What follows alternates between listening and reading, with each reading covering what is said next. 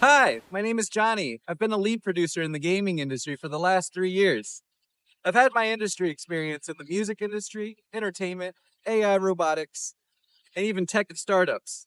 A lot of exciting things have happened, but nothing more exciting than UGC. UGC has been an explosion in the gaming industry. Why? Because it's taking everyday players and everyday developers that might not have the funds and make something of themselves. UGC is changing how we develop, distribute, and monetize. How does that happen? Well, developers now have access to quick, easy tools where they can huddle together in small teams, get together, build together, and do great things together. This is great because sometimes you can't meet people all the time in their a small office or a small team place or wherever. So having a redistributed team worldwide or even in your own city where you guys can't meet up all the time, you have the internet that connects everybody. And what does that mean? You guys can work freely doing each one of your parts and making things happen.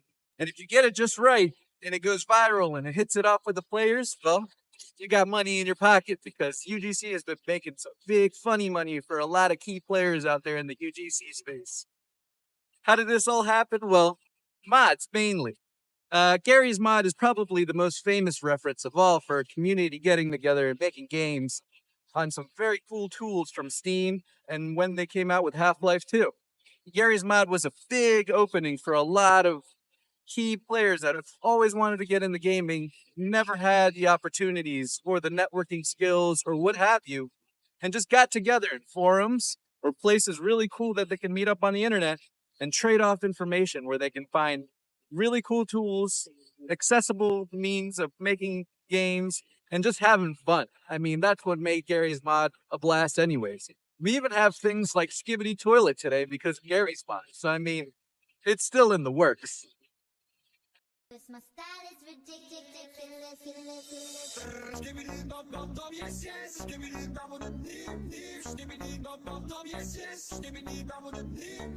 From that, we got Minecraft a few years later from Mojang Studios, where, we got people building things, groups and UGC players coming together on forums, on YouTube, but any other social platform where they can get inspired by either creators on platforms or creators inside the games themselves. And in Minecraft, you can build infinitely.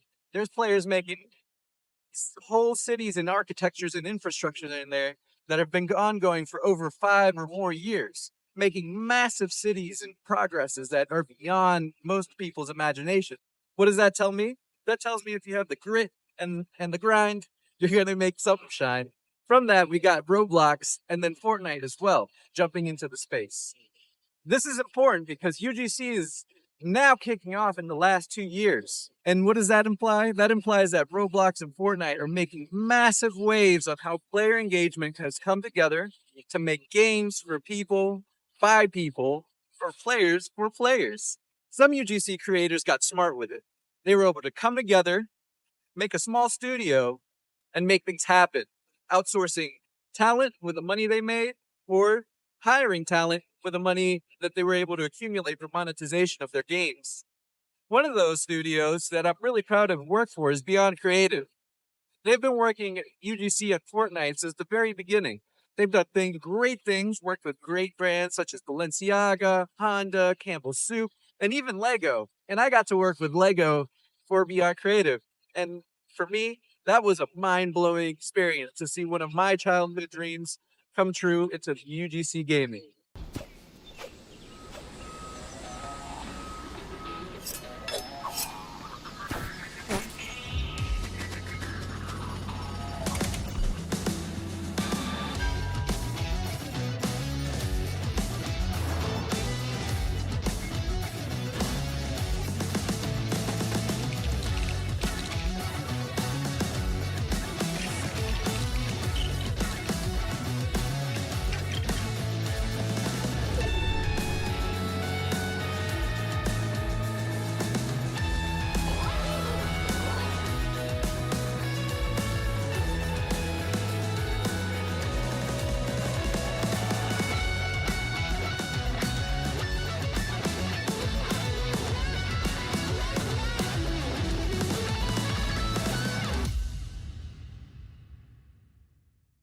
And what's next for UGC? Well, it's next gen platforms. Like I said earlier, hang on to your hats because we're going to see a lot of key players and really interesting things happening once the next gen kicks off. And that means QEFN merging with Unreal Engine 5.5 at the moment. One day they'll become one. It'll become a next generation UGC platform all on its own. But GTA 6 is also making out to be a massive contender. So keep your eyes peeled. We're going to see a lot more happen in a mature space with a mature audience.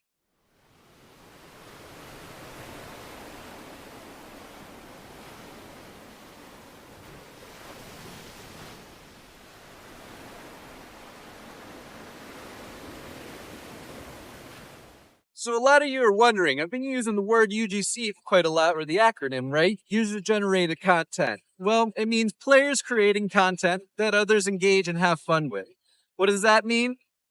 People making stuff, man. So, to better understand this new phenomenon within the gaming industry, here's some key terms you gotta know.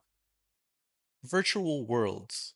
Think of these as digital playgrounds where people create, socialize, and experience content, offering endless possibilities for brands, creators, and players alike. Roblox is currently working on releasing Cube 3D for developers and creators and even kids to start making their own games, integrating AI so they can create 3D objects, predicting shapes, structures, and text with AI prompts. Roblox plans to integrate text, image, and video based prompts so kids can explore their massive world of imagination. How cool is that? Check this out. Goodness gracious, I'm feeling out of spacious.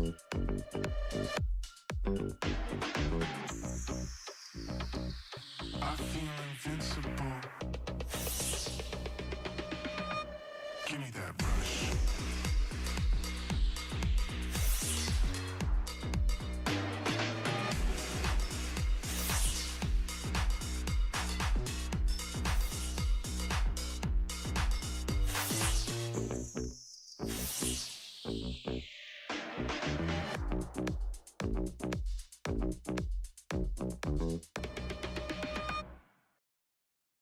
Activations.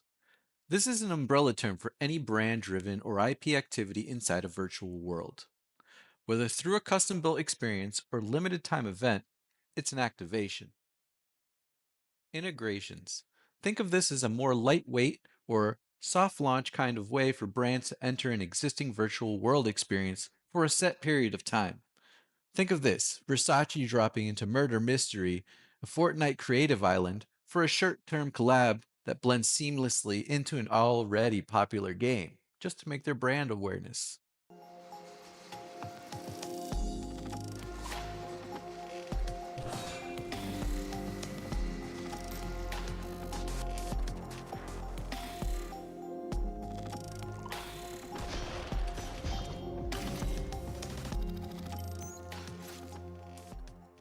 Up next is experiences, or brand owned experiences. These are fully branded virtual spaces built inside virtual worlds like Fortnite, Roblox, Minecraft, and many more. Unlike integrations, these are owned and operated by the brand and IP holders themselves, designed to engage with their audience directly in a fully immersive way. For example, when I collaborated with Manchester City Football Club on the ladder on Fortnite, players were put to the test to test their skill and might in a one versus one box style battle to the top. This gave way to the experiences not only to have identity with their favorite football club and their favorite game, Fortnite, but it also allowed to pave the way for awesome experiences like esports competitions where we can bring in celebrity influencers and the players themselves from the Manchester City Football Club. Check this out.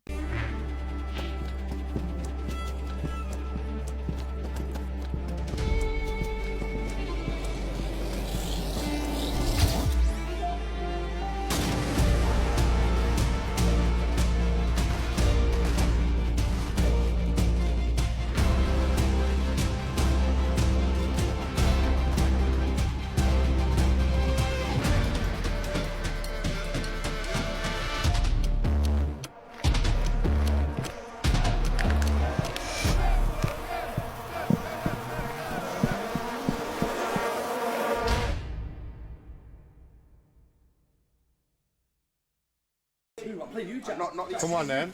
Nah, serious. Yeah, no building, no building. Well, I got you on toes. What's this, a shotgun or something? What kind of... Oh my god. Jack the Storm, mate. Oh my god. I can't believe he's actually just running. Yeah, too late. Thanks, mate. New features in UGC is coming out all the time. Video booths, exclusive to Zepeto, is a unique feature where players can create short-form videos and photos of their avatars, often wearing branded items. Companies like Adidas, Nike, Coach, you name it, jump on this trend, allowing users to pose, flex, and share their avatars rocking their virtual fashion of choice. Here's a quick clip.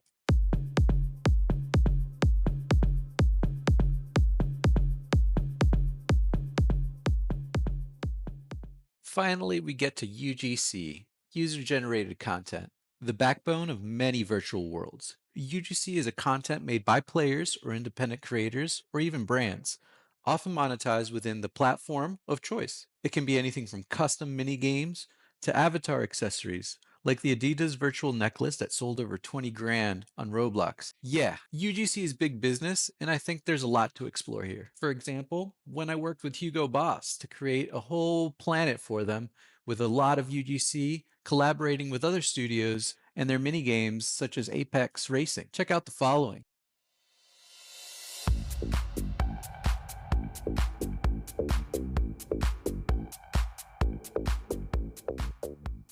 Hugo's Garage Roblox station did not disappoint either. They had this really cool F1 vibe going on with a really fun obstacle course game.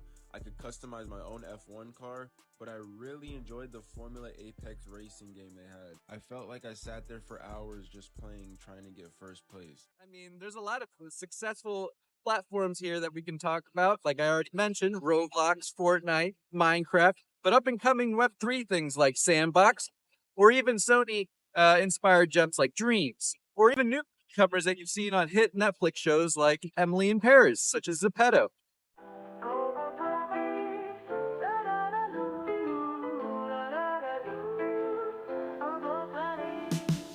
Au beau Paris, où l'amour s'écrit, sous les ponts, les cœurs se réunissent. These key UGC platforms are great because they give a lot of diversity to a lot of different audiences and a lot of worldwide acceptance. Roblox, for example, has a lot of awesome opportunities to get in touch with Gen Alpha and Gen Z players. These new Gen Alpha players only are online all day, every day. A lot of them are known as the iPad generation. These kids grew up connected online every day, 24/7. That's where they hang out, that's where they socialize, and that's where they're going to get influenced by anything and everything. If they see any memes, it's in Roblox. If they have any hype, it's in Roblox. And if they're getting any exposure to any brands out there, it's also through Roblox. On Roblox, kids can get connected with their favorite brands, bands, or anything of IPs that you name it, it's in there nowadays. I was one of the first studios to integrate API of Shopify into Roblox so kids can buy from their favorite Twice band, or any other band for that matter, merch directly from the platform without going to their site or having to buy it in a physical space as well. These places are evolving, and the more that they evolve, the more tools that they have that they're easily accessible for both creators, players, and major IP holders and brands. You're going to see a lot more interesting things happen in this space. I'm going to reel some really interesting key stats here now for you. As you can see, Roblox is the king of UGC, with over 46% of brand activations on the platform itself, with a continued 43% growth. Fortnite close second, with 32% of the brand activations on Fortnite and counting, with a 99% growth in activations of 2024. And it keeps on keeping on. Keep an eye on Sandbox, Minecraft, and especially Zepeto. To give you perspective on how many brand activations there were over 880 new brand activations in 2024 alone. 2025 is probably going to see anywhere close to that or double, maybe even more. We don't know yet, but it's looking like it's going to be a grand slam for 2025. With 43% of all virtual activations that have ever taken place, happened only in 2024. That means there's a lot of investment, a lot of interest, and definitely a lot more to come. The continued growth for UGC integrations with brands and IP holders is looking super promising, and there's a steady growth pattern. Check out this chart so you can see how it's been progressing since 2018 into 2024 and beyond. Not only that, the brands that have already been investing in these spaces are going to continue to do so. These numbers speak for themselves. And if you're interested in learning more about what platforms are dominating, just look at the numbers. If you can see where their patterns are coming from, you know where to invest, where to spend your time, and where to aim for your audience to have the best UGC for your brand or IP possible. Finally, this is my favorite data of all. It shows that kids not only play UGC platforms, but they are interconnected. They use these as social media platforms, an evolution from the standard Facebook, TikTok, Twitter, etc. that we use, millennials and above. These kids only use these platforms now to socialize, have fun, interact, engage, and see what's trending in their lives parallel to our day-to-day waking lives. This is where they're at, and this is where we need to go to find them and get to them and make sure that they have some high-quality content that they can engage with so it can be memorable, unforgettable, and fun. It's a brave new world out there, so think about this very strongly. I also want to thank Geek for providing this great data for us to analyze and look into. Give them a look on LinkedIn or on their website. There's a lot more things you can learn from what their data sets have to provide.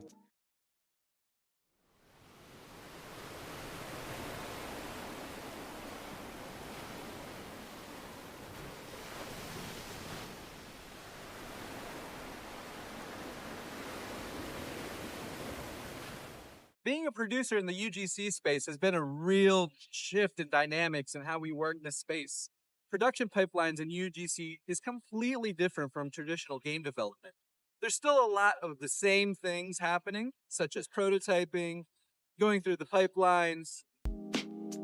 This is just a quick example of the strategic phase development that I have structured for myself and my teams. Pause and have a look.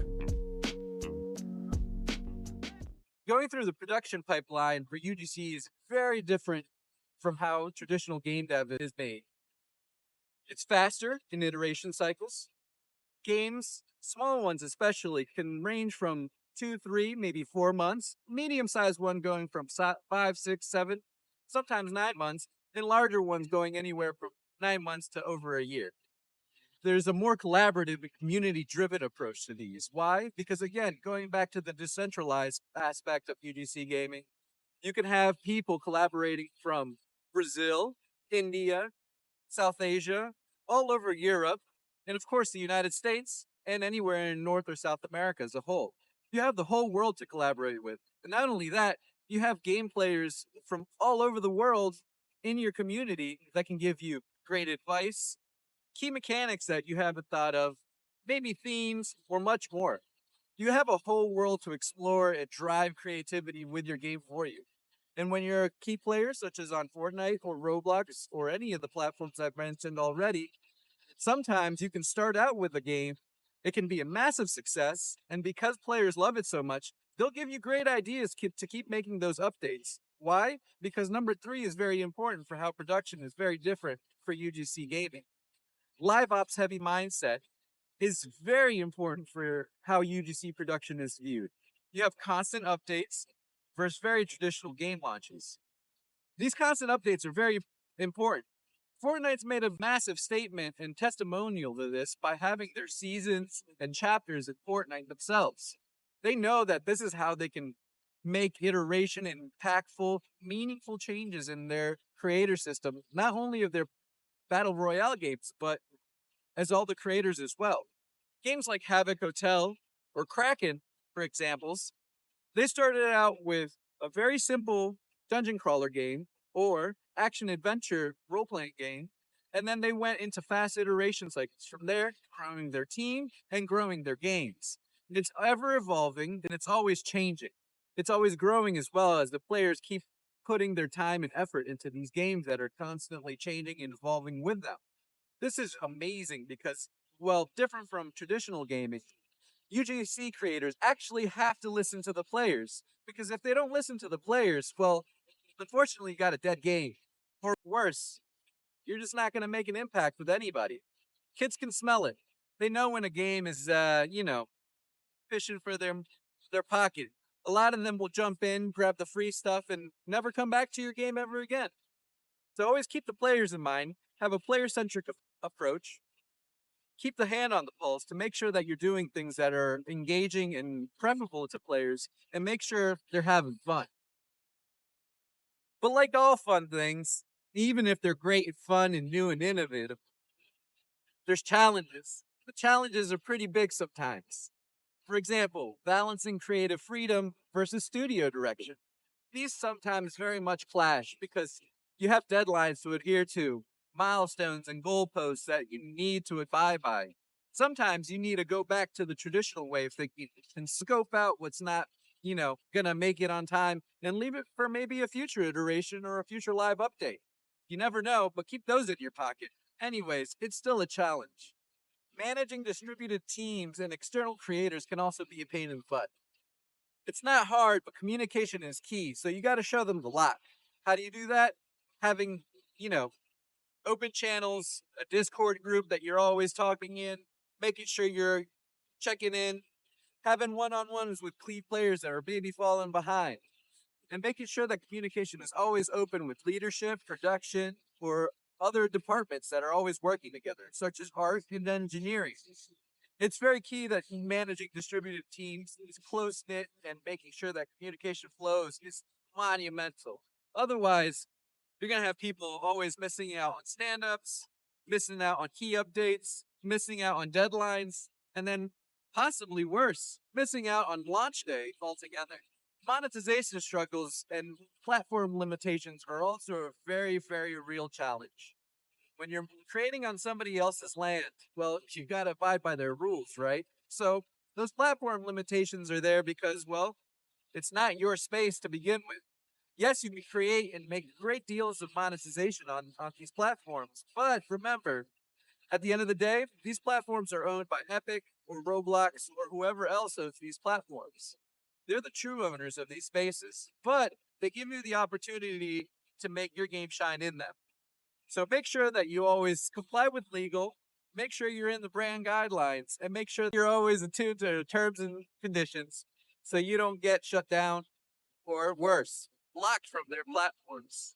A very important point I want to make here is always look into, for example, the International Age Rating Coalition, otherwise known as IARC. It's really important that you know and understand who you're making your game for and if it's appropriate for that audience.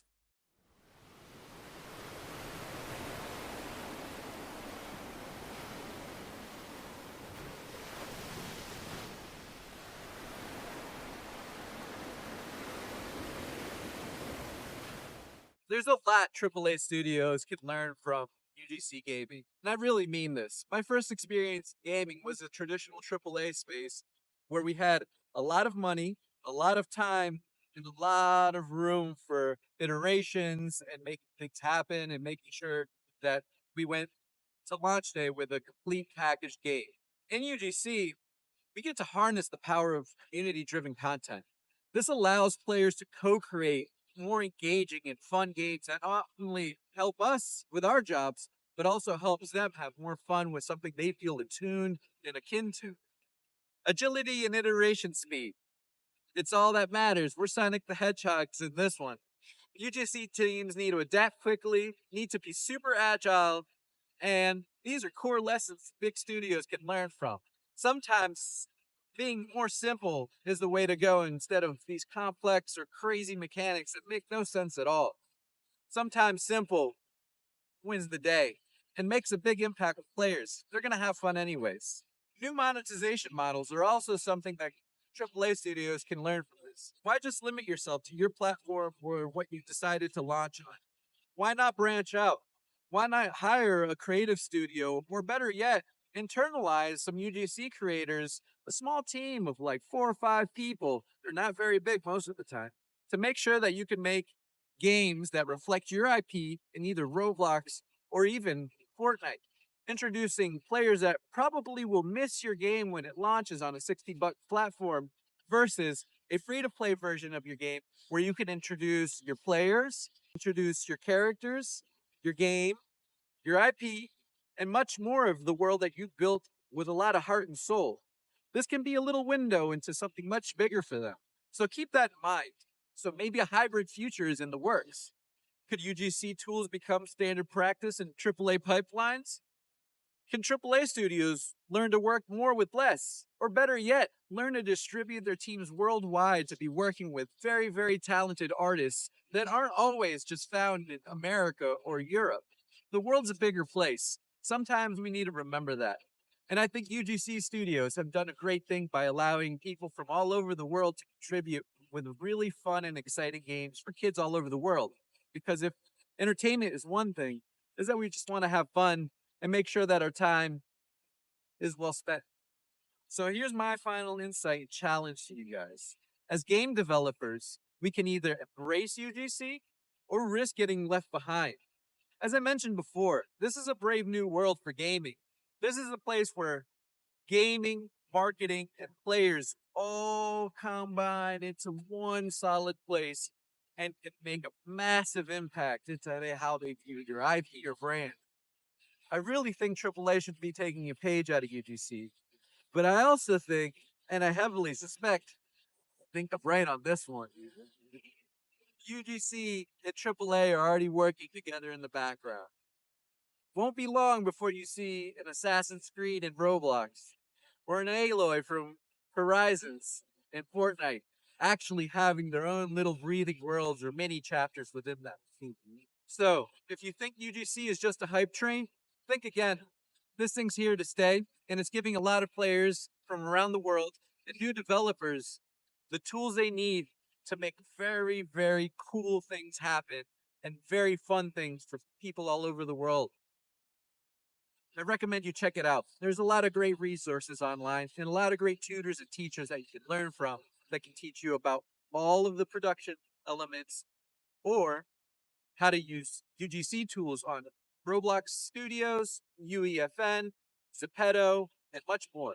Check them out. It's worth your time, and I think it's worth the effort as well. I wanted to thank you, the audience, DStars Connect, Julia Zamboni for having me, and Dave Gomez for the recommendation. Thank you very much for listening to me talk about UGC production and how I think it's a game changer in the gaming industry. Stay tuned for more because I think there's a lot more you can learn here. Till next time, enjoy Portugal's waves.